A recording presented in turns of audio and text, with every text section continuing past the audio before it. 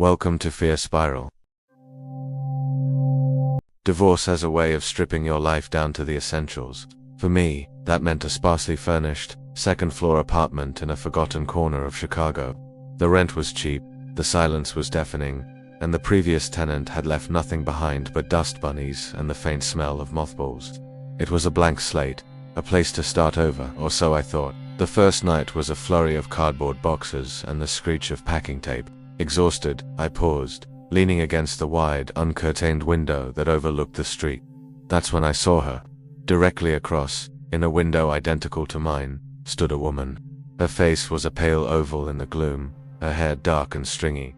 She was just standing there staring. A shiver, cold and sharp, traced its way down my spine.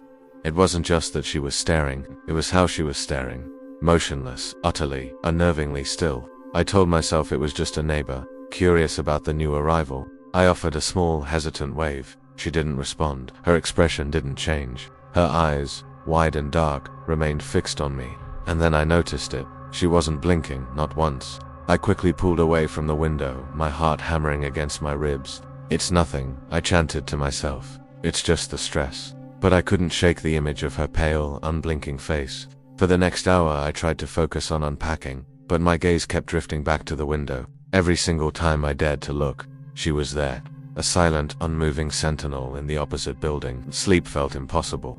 I finally retreated to my sad little air mattress on the floor, deliberately turning my back to the window. But even with my eyes shut, I could feel her gaze. It felt like a physical weight, a cold pressure on the back of my neck. Sometime in the deep, quiet hours of the morning, I finally drifted into an uneasy sleep, dreaming of wide, dark eyes that never ever closed. This wasn't just a new apartment, it was the beginning of a nightmare.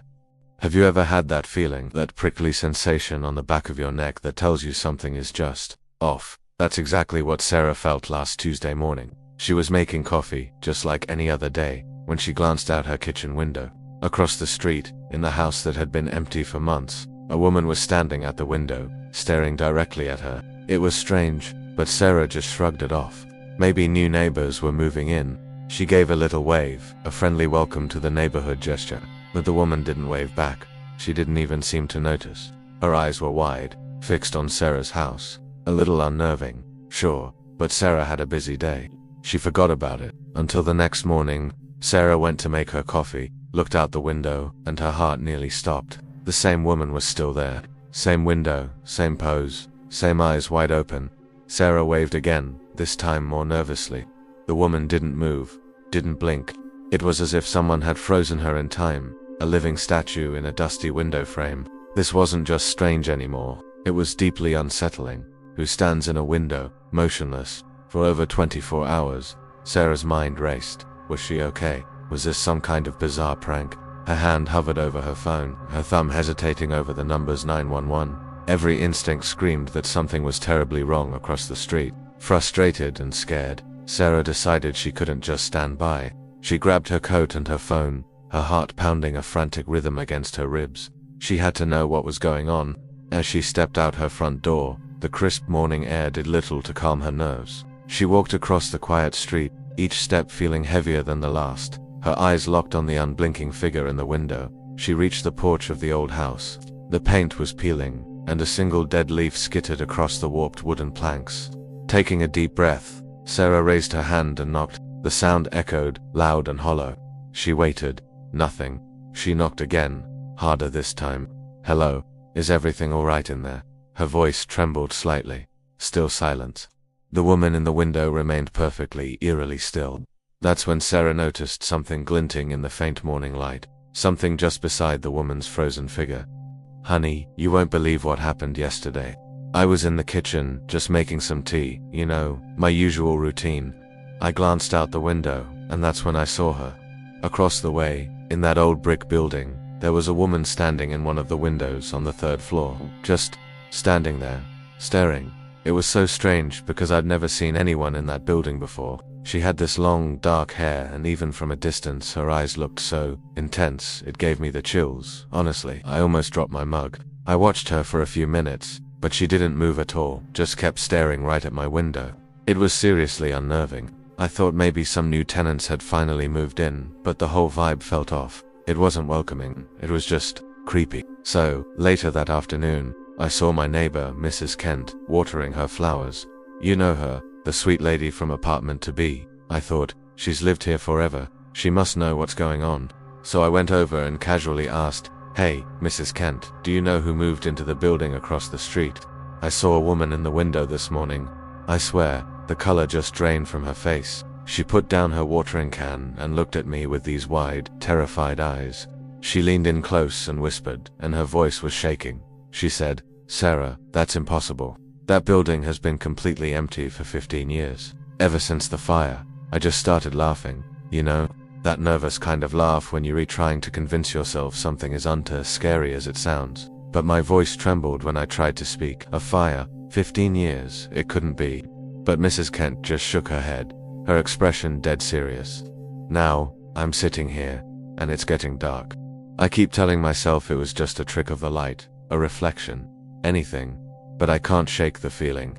I'm afraid to look out my kitchen window, because deep down I have this horrible, sinking feeling that if I look, she'll still be there, waiting. The city lights blurred into a watercolor painting outside my window, each one a tiny, distant star.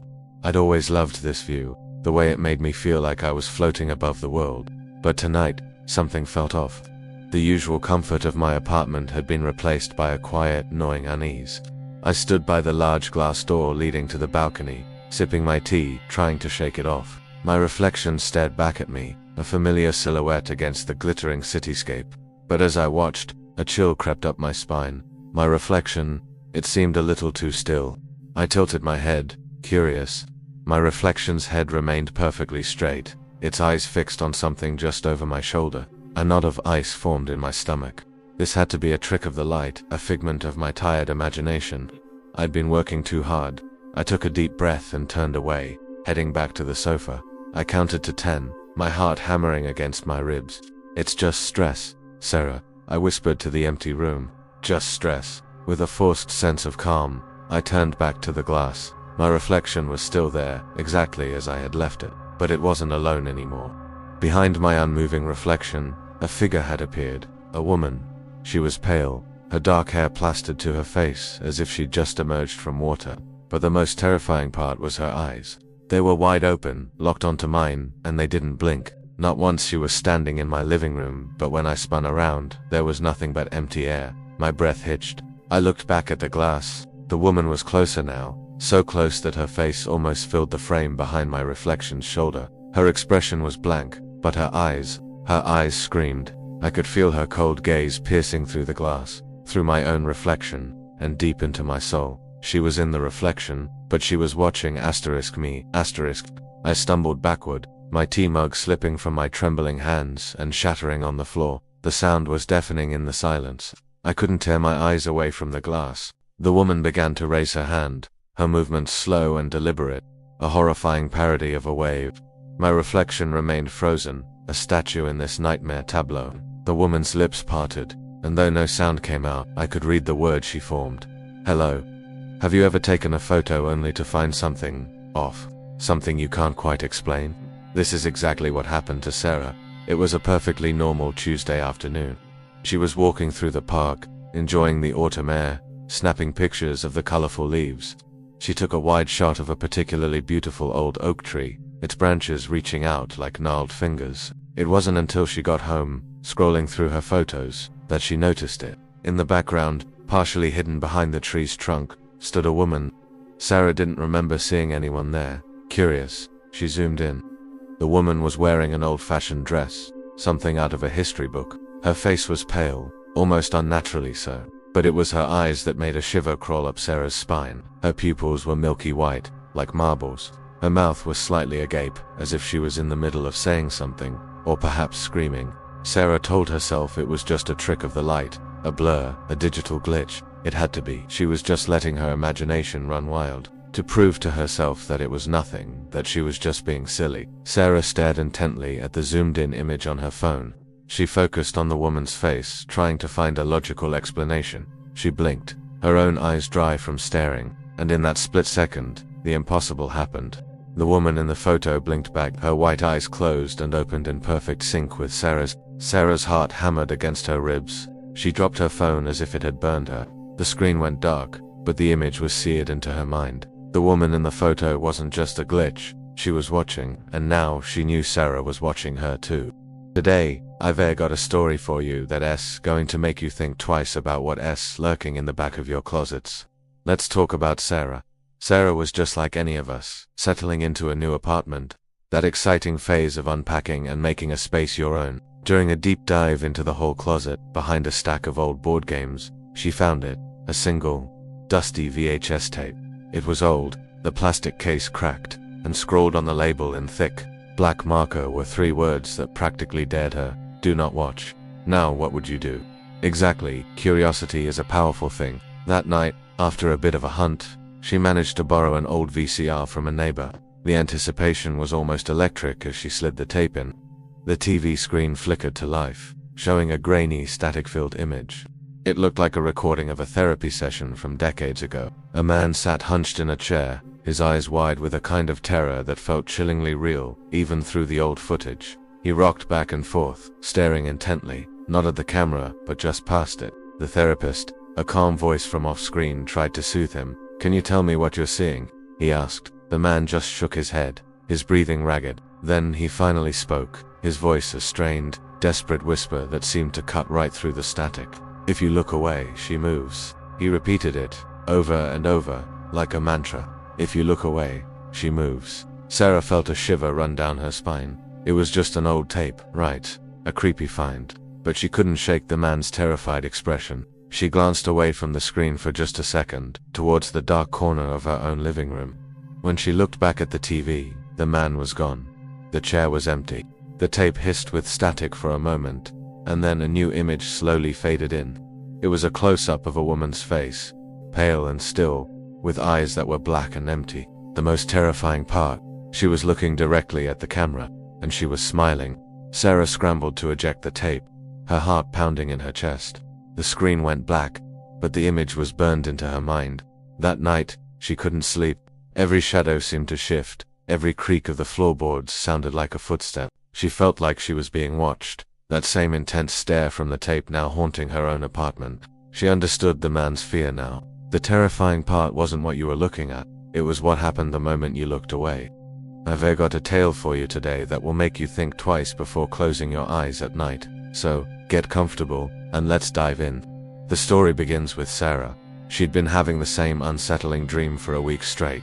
It was always the same scene, a vast, murky body of water. She wasn't swimming, just floating in the cold, silent depths. But she was never alone. Above her, just breaking the surface, a woman would be there, suspended in the water. Her long dark hair fanned out like a halo, and her eyes were always wide open, staring down at Sarah with an expression she couldn't quite decipher. It wasn't menacing, but it wasn't peaceful either. It was just empty. Each night the dream felt more real, the water colder, the woman's stare more intense.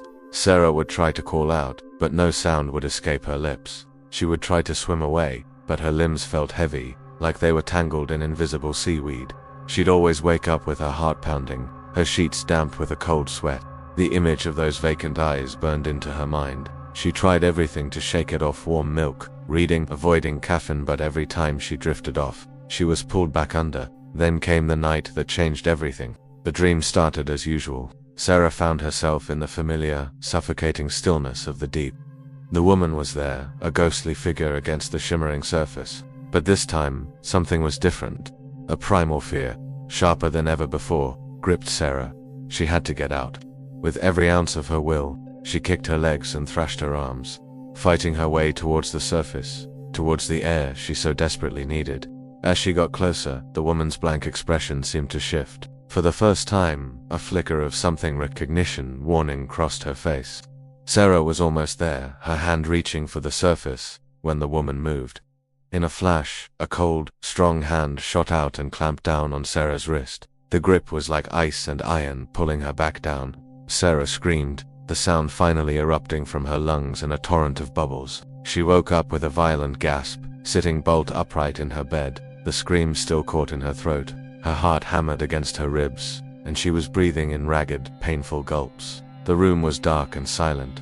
It was just a dream, she told herself, just a nightmare. But then, she felt it. A cold, damp sensation on her arm. Trembling, she fumbled for the lamp on her nightstand. The light flickered on, and she stared down at her wrist.